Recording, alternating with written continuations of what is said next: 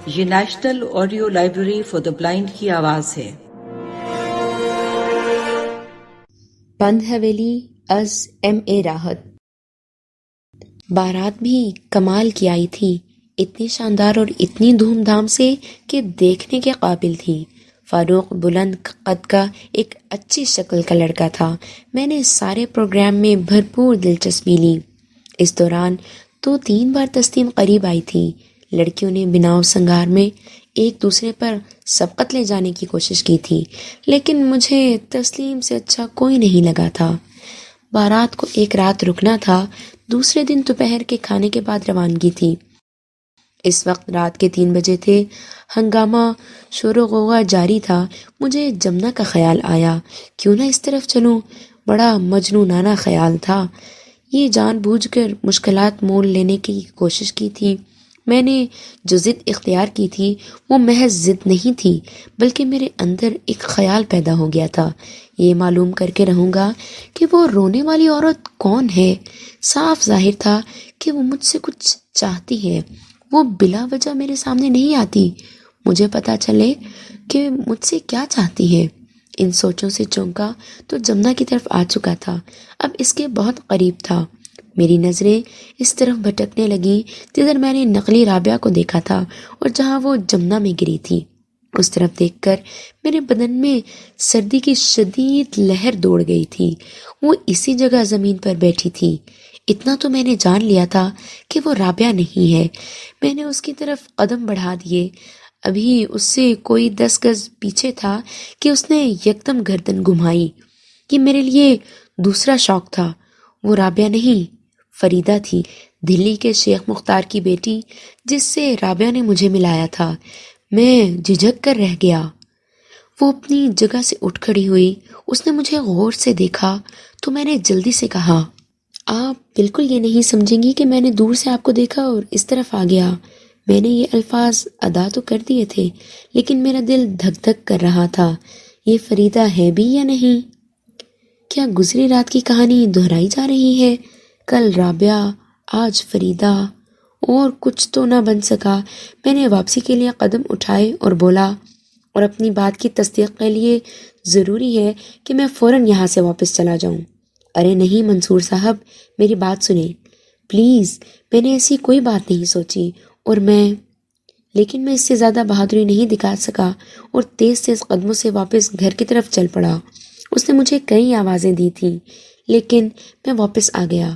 پھر میں نے اسے گھر میں تلاش کیا، وہ مجھے گھر میں نہیں نظر آئی تھی۔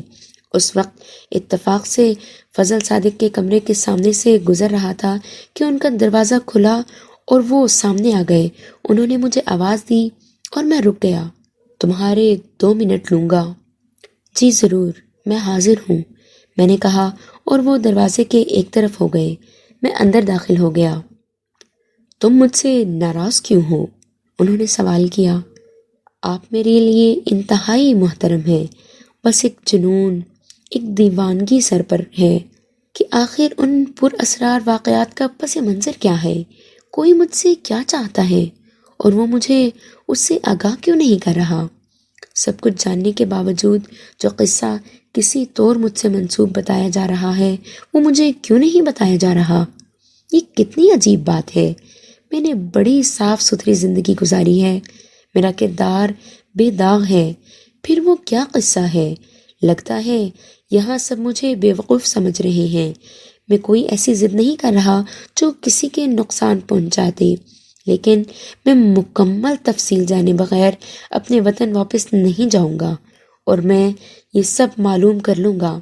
کوئی میرا کچھ نہیں بگاڑ سکے گا، آپ دیکھ لیجئے گا۔ فضل صادق نے میری بات کا جواب نہیں دیا، ایک لمحے خاموش رہے، پھر جیب میں ہاتھ ڈال کر وہی تعویذ نکالا اور میرے گلے میں ڈال دیا اور بولے، پورا خیال رکھنا یہ ضائع نہ ہو جائے۔ سر، میں نے عاجزی سے کہا، اور فضل صادق نے مجھ پر نگاہ ڈالی۔ وہ کیسی آنکھیں تھیں، کیا تھا ان آنکھوں میں؟ 2 دہکتے ہوئے کوئلے تھے جن سے تپش نکلتی محسوس ہو رہی تھی۔ مجھے یوں لگا جیسے میری کھوپڑی تڑک جائے گی، میری زبان بند ہوگی۔ ایک لفظ منہ سے نہ نکل سکا۔ ان کی نرم آواز سنائی دی، جاؤ۔ میرے پاؤں اس طرح مڑ گئے جیسے اسٹیئرنگ گھوم جاتا ہے۔ میں سیدھا اپنے کمرے میں آ گیا۔ کمرے میں آ کر میں اپنے بستر پر گر پڑا۔ بدن برف کی طرح سرد ہو رہا تھا، عجیب کیفیت ہو رہی تھی۔ فضل صادق کی آنکھیں، اف میرے خدا! اب حواس جاگ گئے تھے اور سوچیں بحال ہو گئی تھیں۔ اندر سے ایک ہی آواز اٹھ رہی تھی، فضل صادق کوئی معمولی شخصیت نہیں، ضرور کوئی پہنچے ہوئے بزرگ ہیں۔ اب مجھ میں ہمت نہیں تھی کہ میں وہ تعویذ اپنے گلے سے اتار سکتا۔ دوسرے دن رفیع اللہ نے میرے خیال کی تصدیق کر دی۔ اپنی ملازمت کے دوران انہوں نے بڑے بڑے سرکشوں کو بے دھڑک سزائیں دی ہیں، کبھی کسی کو خاطر میں نہیں لائے، اچھی سے اچھی سفارش مسترد کر دی۔ اس کے علاوہ ساری زندگی تہجد گزار رہے۔ خاندان میں ان کے بہت قصے مشہور ہیں، بڑی عزت اور قدر ہے ان کی۔ دوسری دلچسپ بات یہ تھی کہ فریدہ خود میرے پاس آئی۔ اس کے بارے میں مجھے بڑا تجسس تھا۔ اس کا منہ بنا ہوا تھا۔ کیا تم پاکستانی نوجوان اتنے ہی مغرور اور سرپھرے ہوتے ہو؟ نہیں، بس دو چار، میں نے ہنس کر کہا۔ آپ ہمارے مہمان ہیں، ہم آپ کا احترام کرتے ہیں، لیکن آپ ہمیں کیا سمجھتے ہیں؟ میں آپ کے رات کے رویے پر شدید حیران ہوں۔ میں مسکرا دیا۔ مجھے اطمینان ہو گیا کہ رات کی فریدہ اصل فریدہ تھی، کوئی نئی بیر نہیں تھی۔ بڑی مشکل سے اس کا غصہ ٹھنڈا کیا، اور کوئی خاص بات نہیں ہوئی۔ رخصتی کی تیاریاں ہوئیں اور دوپہر کے کھانے کے بعد رخصتی ہو گئی۔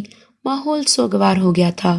میں نے تسلیم کو بھی ہچکیاں لے کر روتے ہوئے دیکھا۔ اس وقت میں نے اس کے پاس جانے سے گریز نہیں کیا تھا۔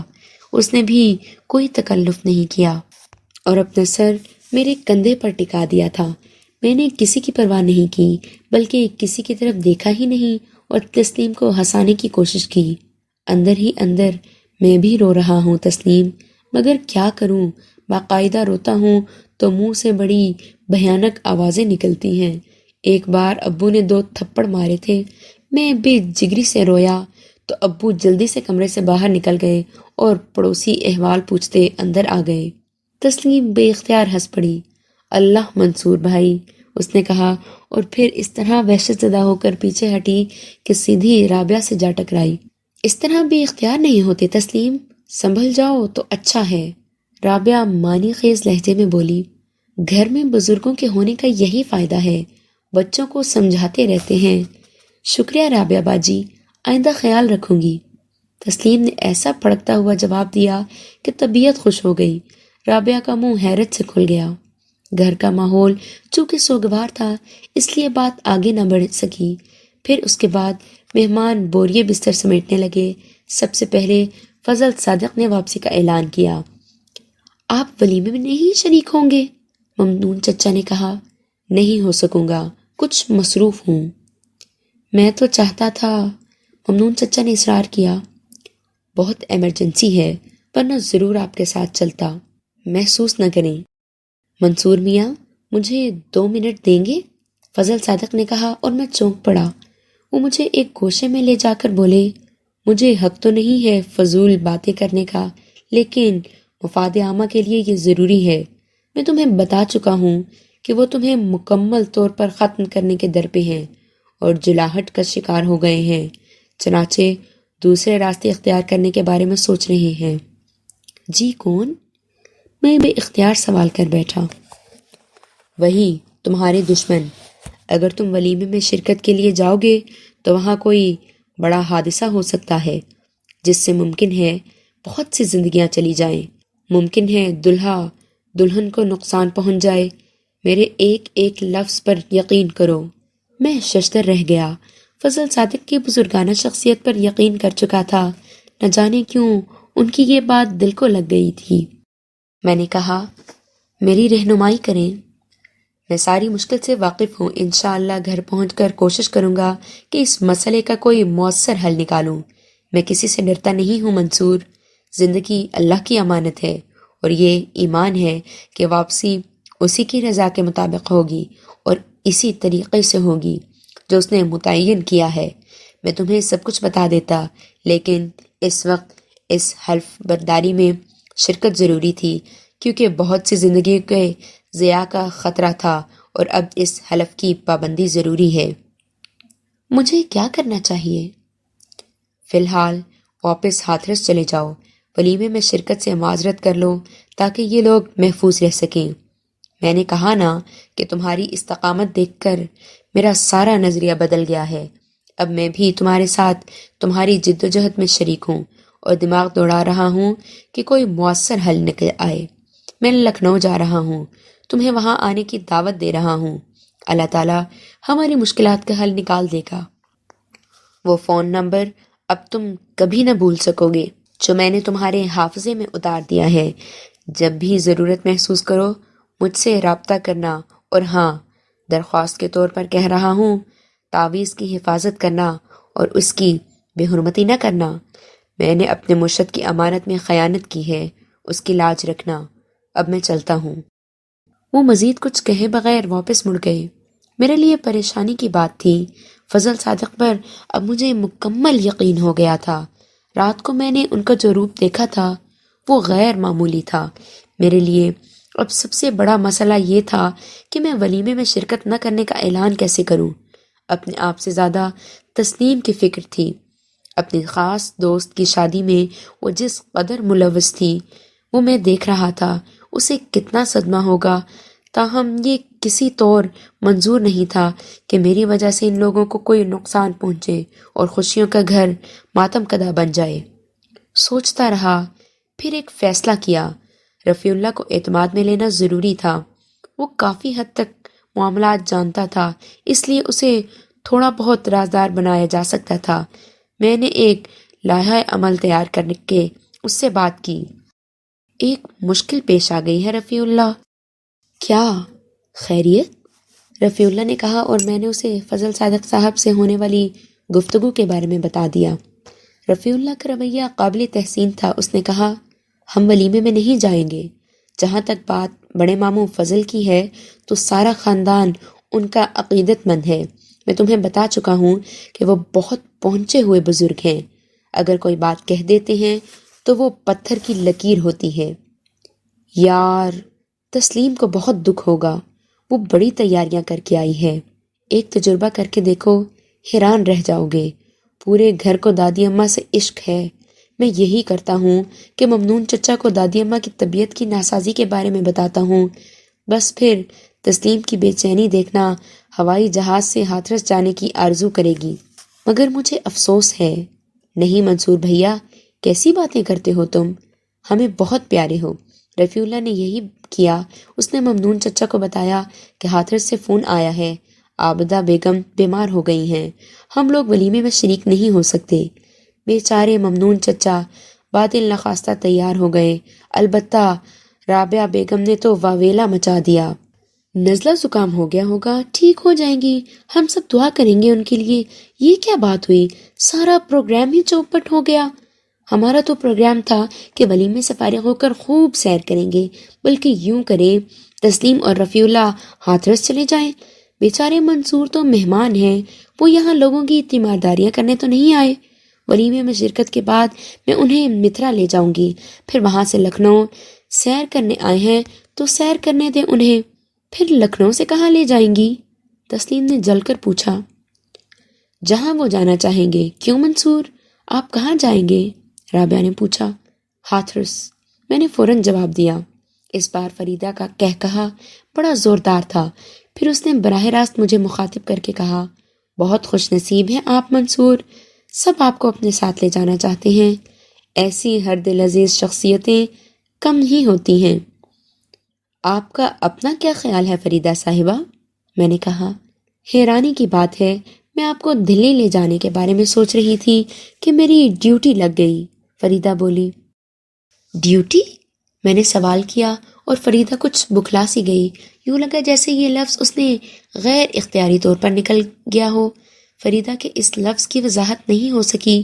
کچھ دیر رد و قدا ہوتی رہی۔ خود ممنون چچا نے کہا کہ اگر منصور پسند کریں تو ولیمے میں شرکت کے بعد وہ انہیں ہاتھرس پہنچا دیں گے، لیکن میں نے معذرت کر لی۔ تسلیم نے ذرا بھر حیل و حجت نہیں کی تھی، بلکہ وہ رفیع اللہ سے پوچھتی ہی رہی کہ دادی اماں کی کیا طبیعت خراب ہو گئی ہے۔ غرض یہ کہ ہم غازی آباد سے چل پڑے۔ یہاں سے کافی دلچسپ یادیں لے کر جا رہے تھے، جمنا کے ساحل پر پیش آنے والا خوفناک واقعہ اور دوسری بہت سی یادیں۔ رابعہ کے ماضی کے بارے میں رفیع اللہ سے بہت سی باتیں ہوئیں۔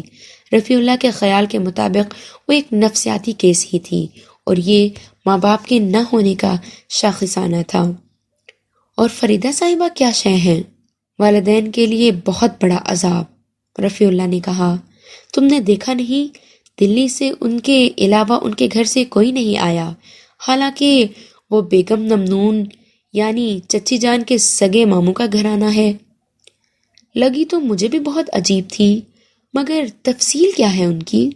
بس زیادہ زبان نہیں کھولوں گا، بھٹکی ہوئی لڑکی ہے، غلط صحبت کا شکار ہو گئی ہے۔ شیخ مختار کاروباری آدمی ہیں، 2 کے 4 اور 4 کے 8 بنانے کے چکر میں عمر گزار دی، دولت تو کما لی، گھر گنوا بیٹھے۔ بیٹی اسکول سے نکل کر کالج گئی اور ان کی عدم توجہی کا شکار ہو گئی۔ ہندوانہ ماحول تھا۔ کالج کا ایک گرو گھنٹال شری پر بھارت چندر، جنہوں نے دھرم پر یوگ بنا رکھی ہے، جس کے اغراض و مقاصد یوں سمجھو ویلنٹائن جیسے ہیں، نوجوانوں کے لیے بڑے پرکشش۔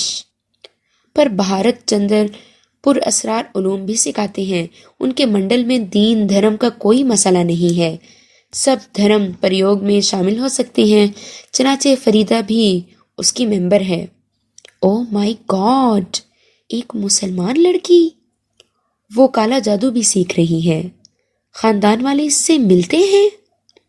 کوئی نہیں۔ تو پھر؟ وہ خاندان والوں سے ملتی ہے۔ اب تم نے دیکھا، اگر وہ اس شادی میں شریک نہ ہوتی تو وہ لوگ اس میں ضرور آتے، صرف اس کی وجہ سے وہ نہیں آئے۔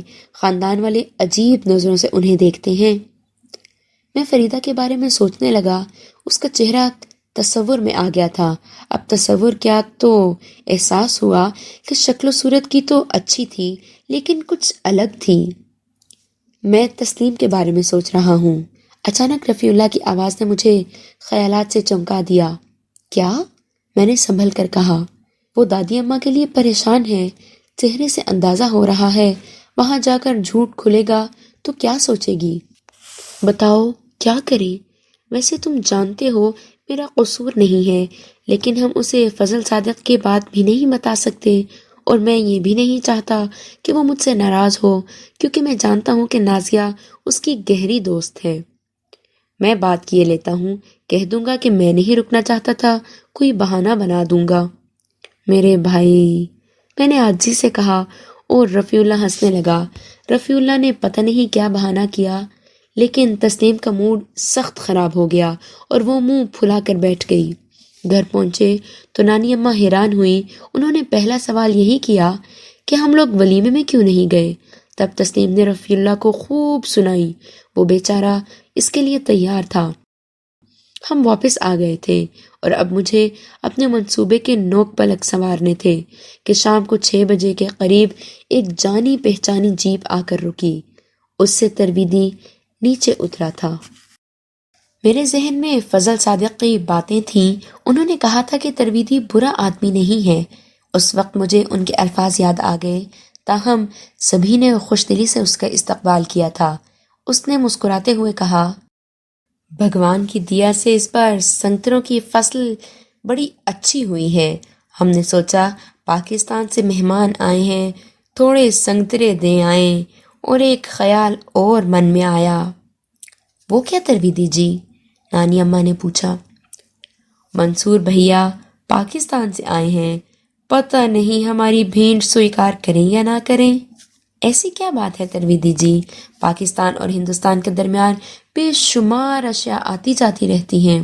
میں نے کہا، وہ اور بات ہے منصور بھیا، مگر یہاں کچھ گھٹنائیں آ گئی ہیں۔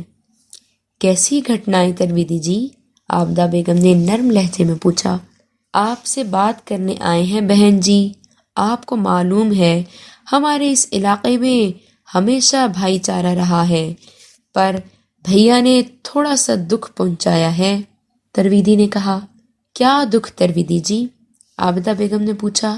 گجادر کی حویلی سے جو کہانی جڑی ہے اس کے بارے میں منصور بھیا کو بے شک معلوم نہیں ہوگا، پر آپ سب کو تو معلوم ہے اور آپ سب نے اس معاہدے کی پابندی کی ہے، پر منصور بھیا اس حویلی میں گھسے ہیں۔ ان کا اس حویلی میں گھسنا غلط ہے، اس سے برسوں کے معاہدے ٹوٹ جاتے ہیں۔ عابدہ بیگم نے میری طرف دیکھا، پھر بولی، کیا ایسا ہوا ہے منصور؟ اب میں بزدلی کا مظاہرہ نہیں کر سکتا تھا، یہاں جھوٹ بولنا بے عزتی کی بات تھی۔ میں نے کہا، جی نانی جان، مگر وہ کوئی مندر تو نہیں ہے، بس پراسرار روایات کی حامل ایک بند حویلی ہے۔ میرے دل میں اسے دیکھنے کا اشتیاق پیدا ہوا تو میں وہاں چلا گیا، کیونکہ وہاں نہ کوئی پہرا ہے، نہ کوئی رکاوٹ، نہ ہی کوئی ایسی ہدایت لکھی ہے کہ اس میں داخل ہونا منع ہے۔ تب عابدہ بیگم نے رفیع اللہ کو کڑی نظروں سے دیکھ کر کہا، کیوں رفیع اللہ، تم نے منصور کو وہاں جانے سے منع نہیں کیا تھا؟ رفیع اللہ گھبرا کر ادھر ادھر دیکھنے لگا تو میں نے کہا، رفیع اللہ نے مجھے سختی سے وہاں جانے سے منع کیا تھا، بلکہ مجھے تھوڑا سا افسوس بھی ہوا کہ اس نے میرا ساتھ چھوڑ دیا، جبکہ مجھے اس پر ناز تھا، بلکہ یوں کہے نانی جان کہ اس کے بھروسے پر میں نے ہندوستان کا رخ کیا تھا۔ رفیع اللہ نے بے بسی سے مجھے دیکھا تھا۔ اصل میں ترویدی جی، آپ جانتے ہیں کہ بات کتنی پرانی ہے، منصور کو ان واقعات کی ہوا بھی نہیں لگی ہوگی، بس نوجوانی میں کسی بھی چیز کے بارے میں تجسس پیدا ہو جائے تو بندہ جوش میں آ جاتا ہے۔ خیر آئندہ، نانی جان نے کچھ کہنا چاہا تو میں نے ہاتھ اٹھا کر انہیں روک دیا اور بولا، نہیں نانی جان، میرے مسئلے میں آپ کوئی وعدہ نہ کریں۔ میں نہیں جانتا کہ مجھے اس بارے میں زبان کھولنی چاہیے یا نہیں، لیکن مجبوری ہے، اور میں اس سے معافی مانگتا ہوں جس نے شاید مجھ پر بھروسہ کیا ہو کہ میں اس کا راز راز ہی رکھوں گا۔ میرے اس بیان پر سب تجسس کا شکار ہو گئے اور میرے آگے بولنے کا انتظار کرنے لگے۔ میں نے کہا، میں صرف آپ لوگوں سے ملنے اور ہندوستان دیکھنے کے اشتیاق میں یہاں آیا تھا، لیکن پہلی ہی رات میرا پر اسرار استقبال کیا گیا۔ میں نے بے دھڑک اب تک کی کہانی سنانی شروع کر دی۔ سب کے چہرے فق ہو گئے تھے۔ میں پھر گویا ہوا۔ میں نے جس سے بھی اس بارے میں پوچھا اس نے معذرت کر لی، لیکن ایک آنسو بہاتا ہوا پر اسرار وجود ایک بجھی ہوئی چتا کے پاس بیٹھ کر مجھ سے کیا کہنا چاہتا ہے، میں جاننا چاہتا ہوں اور جان کر رہوں گا۔ دیر تک خاموشی طاری رہی۔ عابدہ بیگم متفکرانہ انداز میں خاموش تھیں۔ ترویدی نے کہا، بے شک تم نردوش ہو منصور جی، پر ہماری ایک بات مان لو گے؟ آپ کہیں ترویدی جی، یہ تجسس چھوڑ دو۔ میں سوامی دھرمانند ساگر جی سے کہہ کر تمہارے لیے پورے ہندوستان کی سیر کا اجازت نامہ حاصل کر لوں گا، بلکہ سرکاری طور پر تمہیں سیاحت کے اخراجات کا بندوبست بھی کرا دوں گا۔ آرام سے گھومو پھرو اور اس چکر کو چھوڑ دو۔ ہم سب کے لیے، عابدہ بہن کے لیے، امن و امان کے لیے۔ بولو، مانتے ہو اس بات کو؟ مان لوں گا، مگر ایک شرط پر۔ میں نے کہا، بولو۔ تمہیں وعدہ کرنا ہوگا کہ وہ پھر میرے سامنے نہیں آئے گی۔ وہ میرا پیچھا کرتی ہے، وہ حسرت بھری نظروں سے مجھے دیکھتی ہے۔ آج تک میں نے اس کی آواز نہیں سنی۔ وہ مجھ سے کیا چاہتی ہے؟ کیوں میرے سامنے آتی ہے؟ مجھے اس کے بارے میں بتائیے، وہ کون ہے؟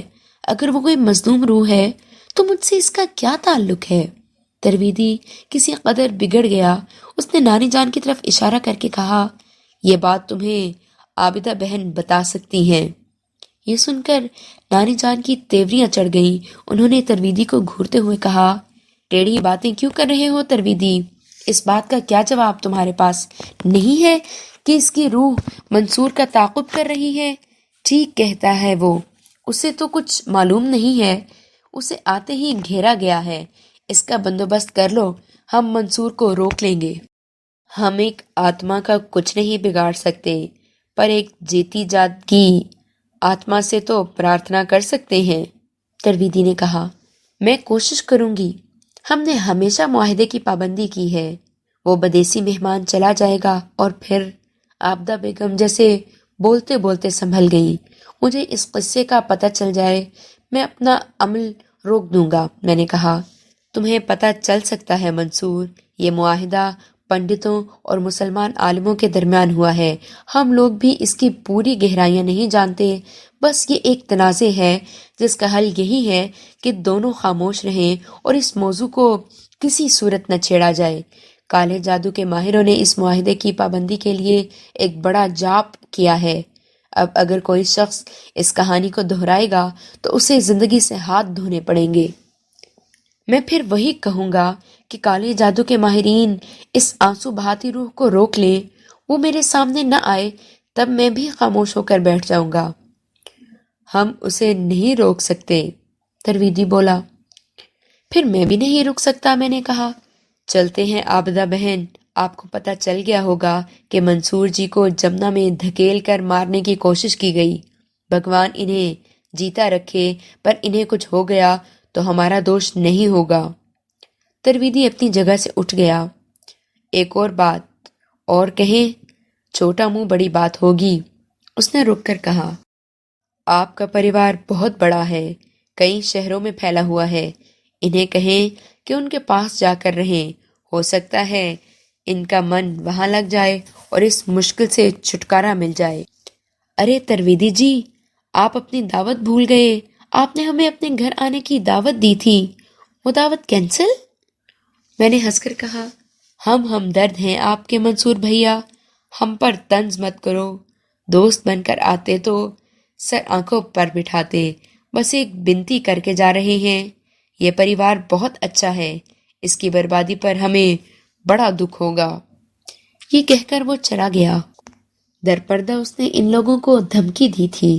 رفیع اللہ کا چہرہ غصے سے سرخ ہو گیا، لیکن وہ خاموش رہا تھا۔ نانی جان بھی خاموش تھیں۔ رفیع اللہ نے کہا، یہ 100% ہمارے نجی معاملات ہیں، وہ حد سے نہیں بڑھ رہا تھا، کہتا تھا منصور کو کہیں اور بھیج دیا جائے۔ بکنے دو، ہمیں وہی کرنا ہے جو ہم چاہیں گے۔ ویسے منصور، تمہارا کیا ارادہ ہے؟ اگر تم اس ضد کو ختم کر دو تو اچھا نہیں رہے گا۔ نانی جان نے کہا، بڑی عجیب سی فضا ہے نانی جان، میری سمجھ میں یہ انوکھا معاہدہ نہیں آ رہا۔ اگر یہ کوئی عام کہانی ہوتی اور اس کا تعلق مجھ سے نہ ہوتا تو میں سب لوگوں کی بات مان لیتا، لیکن میں بتا چکا ہوں وہ مجھے نظر آتی ہے۔ وہاں غازی آباد میں بھی وہ میرے سامنے آئی تھی، وہیں مجھ پر ایک پرفریب حملہ ہوا تھا، میں کیسے ان واقعات کو نظر انداز کر سکتا ہوں؟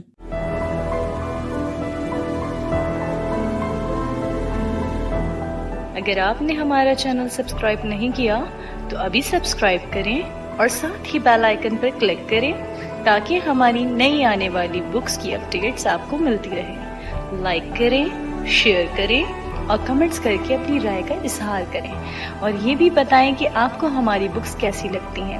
مزید معلومات اور ڈسکشن کے لیے ڈسکرپشن میں دیے گئے لنک پر کلک کر کے ہمارا واٹس ایپ گروپ جوائن کریں۔ شکریہ۔